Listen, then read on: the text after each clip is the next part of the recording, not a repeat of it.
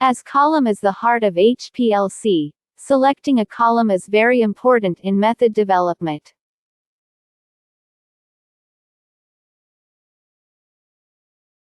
High-performance liquid chromatography (HPLC) is a powerful analytical technique widely used for separating, identifying, and quantifying components in complex mixtures. The choice of column in HPLC is critical for achieving optimal separation and reliable results. Below are key factors to consider when selecting a column for HPLC analysis.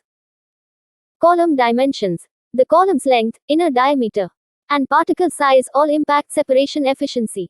A longer column provides better separation but may require longer analysis times.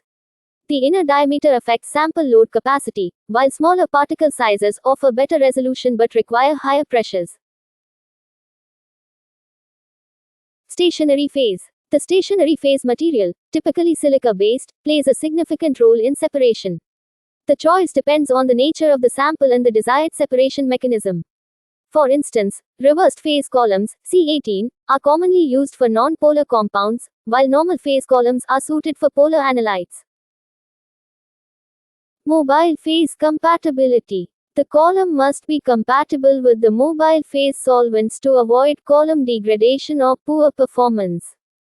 For example, if using organic solvents, a column with a bonded phase like C18 ensures compatibility and stability.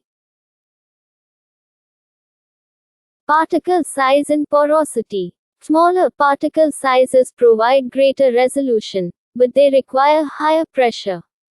The porosity of the particles affects the surface area, which in turn influences the interaction between the sample and stationary phase. Column chemistry. The specific functional groups on the stationary phase can affect selectivity. Columns with different chemistries, such as phenyl, cyano, or amino, provide varying interactions, which are crucial for separating different compounds.